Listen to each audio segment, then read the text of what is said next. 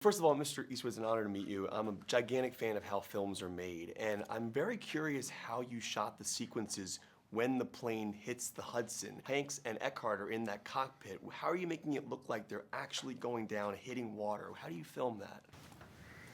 God, I don't know how I did that. You just do it in pieces. We had the whole sequence is recreated in pieces because we actually can't put a plane in the Hudson River. It would be prohibitive to try to recreate all that. So we shot all the point of views of the boats coming in, all that, and then we shot back in a lake here in California. We shot with a plane, exact same plane, same type of plane, and we're in the lake on a gimbal, and we could move that around and make it, and it could duck down and the water would come up and all that. That's so awesome. Yeah, it is. You surround yourself with people who know a lot of stuff, and you can do all kinds of stuff. You wrote a beautiful song for the film, and obviously music is such an interesting thing to me because the music someone writes is also the same path an actor can take on an emotional journey. And I'm wondering, can you compare and contrast writing a song and what this song meant for you, and also the difference and similarities between music and acting? No, they're very similar, very similar. But yeah, I just write the way I hear it at the time. I've written other scores before, from Unforgiven and other pictures, $1 Million Baby, but they always were relating to the story that we were telling then. So I never think of it intellectually like I'm going to do a story that fits a certain picture. You just do what the mood is at the moment, you know.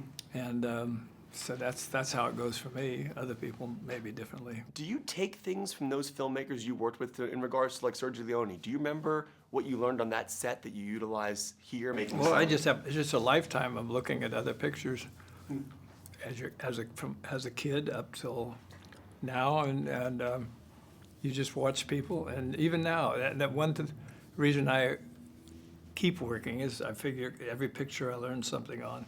Even today, so it's always fun. You learn something about yourself. You learn something about other people that are working with you, and you get new ideas. In this picture, we used different cameras, IMAX cameras and stuff, which I had never used before. And so and then you had to piece together. I've never done a picture where I had to piece together so many elements, and exactly like this one. So it's just a different challenge is all. One of the most beautiful lines in the film is when they're at their hearings and Tom Hanks says, you took the humanity out of, like when they're showing the simulator, you took the humanity out of the flight when they turn around without 35 seconds of time.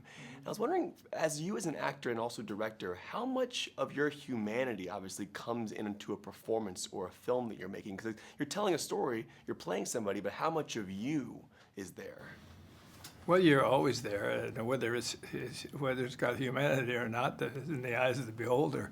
So, but you're just trying to breathe life into the story the way it was. It's all just acting and getting the right people. Surround yourself with the right people, and you always look good.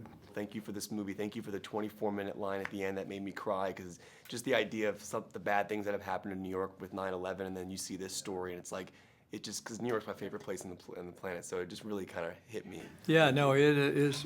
My bouquet is the best I know how to do it for New York. Yeah. Our whole crew and everybody was enthusiastic about doing this project. You're wonderful. Thank you so much. Thank you very much, Ted. Okay, it's my pleasure. Thank you so much. Thank you. One of the things I love about filmmaking and watching movies is I get to learn about stories. I didn't know the whole background of what happened. Obviously, the simulation.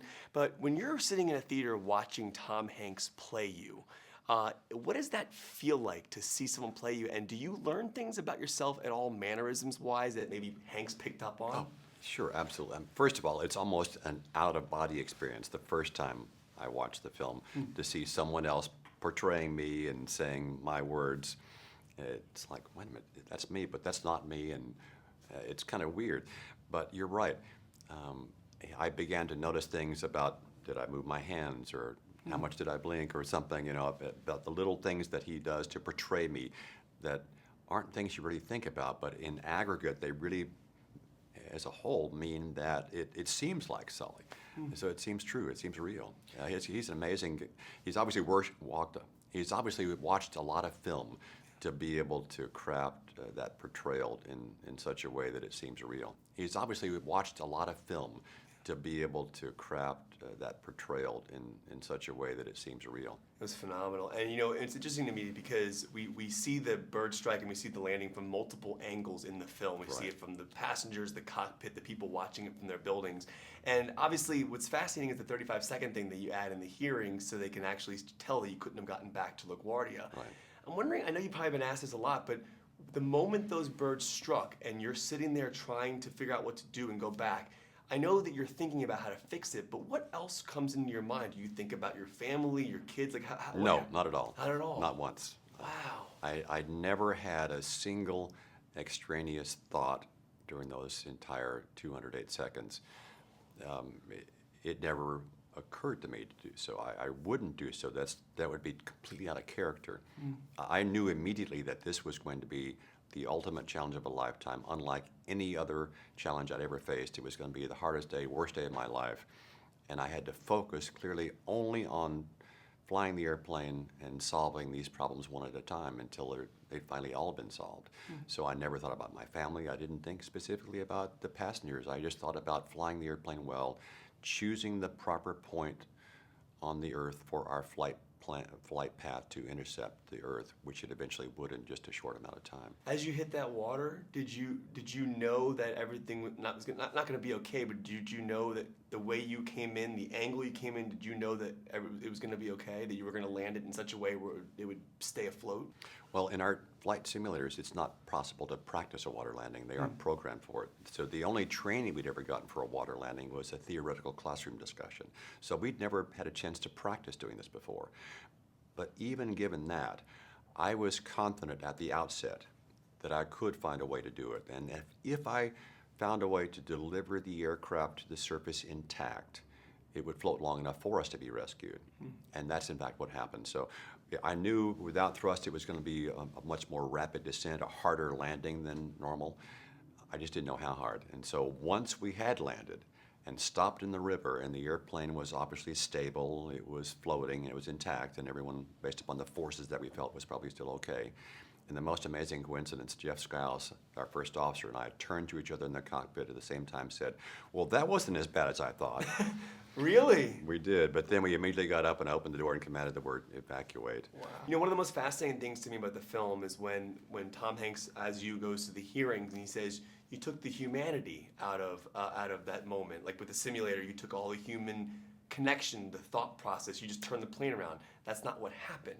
And I'm wondering, as you fly a plane, the humanity that's in flying in regards to how much of, I don't know if that makes sense, but how much of you is flying that plane in regards to the humanity of you and your personal decisions, like, and versus actual skill of flying? Where's the balance? I think there is a balance, and I think part of meeting our professional responsibilities, which are great as airline pilots, is to bring the humanity to the equation, to have, you know, the dedication to do what's required, the right thing on every flight, on every day, even when it's not at all convenient, because we know why we do these things, what might happen if we don't do them right.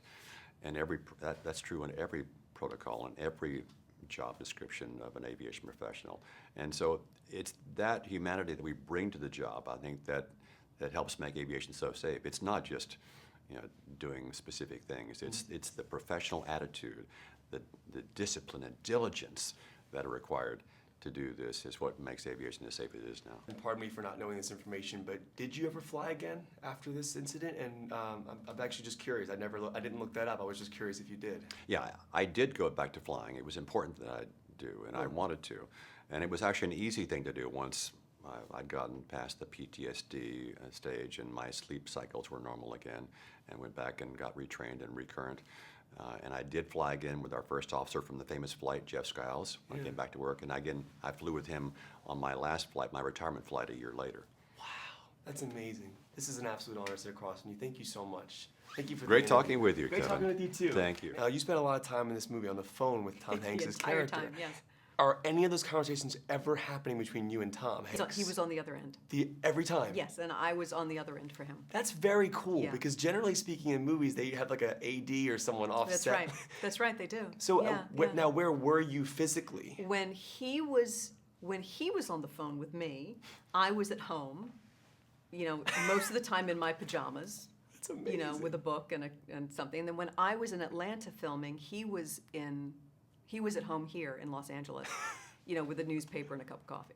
Now, do you know, have, so you have a script in front of you? Is there, does anybody from the movie come to you to direct you? No. You're just sitting there on No, your... you're just on the phone with Tom Hanks. That is Incredible. As you do. As you do. He's TH in my phone. That's right, T TH. Hanks. Hanx. There you go. Yeah, as he should be.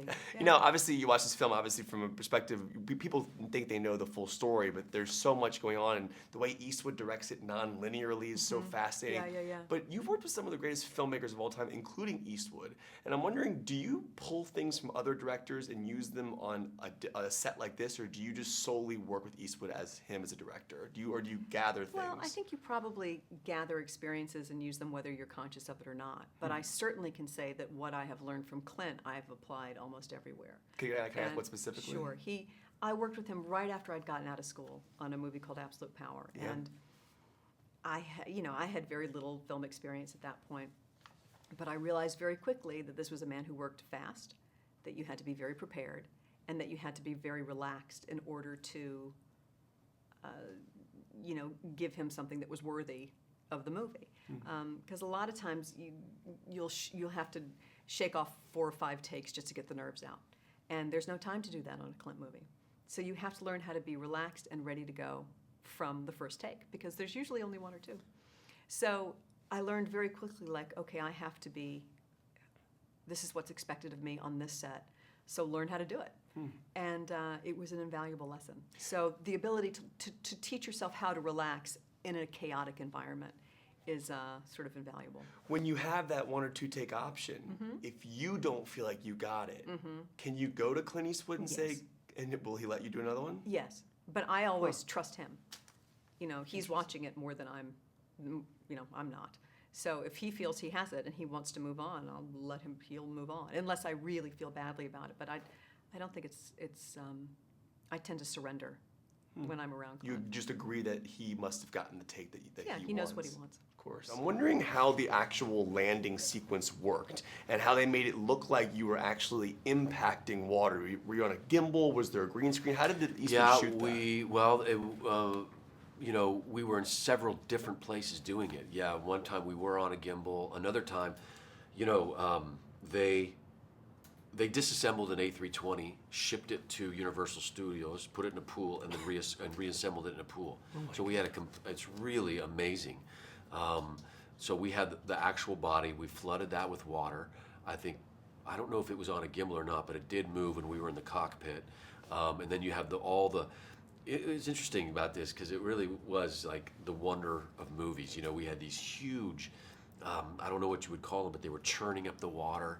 So we had these big things churning up the water. So the water's going like this in the pool, and you have the plane, and everybody's screaming, and the safety apparatus, blows up and everything. So the great thing about working on a movie like this, or like you mentioned, Chris Nolan, is that these guys are so good and they get the money, they can have the actual things there. So you're working with a real cockpit that all the bells and whistles work. Everything you touch moves something. It's the real deal. All the lights light up. And that's really helpful for an actor because, after a couple seconds you're in the scene, or before, or whenever in the day, you really believe that you are doing that thing. And then being on the thing and having Tom there, it just was an amazing experience. It might be a ridiculous question, but you mentioned all those things that are sitting there. I mean, do you think you theoretically could, I'm not saying you can get in a cockpit and fly a plane, but do you think you would know enough to sit there maybe as a co-pilot and Well, these help? planes fly themselves, but the answer to that is I would be more familiar today than... because of the movie? Yeah, for sure. I mean, you have to, learn what all the levers do in terms of, giving thrust or elevation, the ailerons or the rudder or taxiing. You definitely could give it a go. We went to a simulator and they had the same flight plan that that the movie goes through, and we tried it. Tom and I got in our respective seats, and it's harder than it looks, but there's not a lot to do on these new modern planes. As long as it's interesting, because really what these pilots are doing is trying to keep the cross in the circle. Like a video game. You have a little circle on your monitor, and there's a cross, and you got to keep the cross in the circle. And you got a little joystick that's doing it. But it was really hard to keep the cross in the circle. And if you go a little bit outside the circle, you can change your course by 30 degrees either way, and so it's Crazy. It's simple yet complex. When you did the simulator, did you make it back? No, we crashed. You crashed? Yeah. Every time you tried to do the simulator, even with the 35 seconds added to it? You could have given us 5 minutes, and we would have crashed. We barely got off taxi.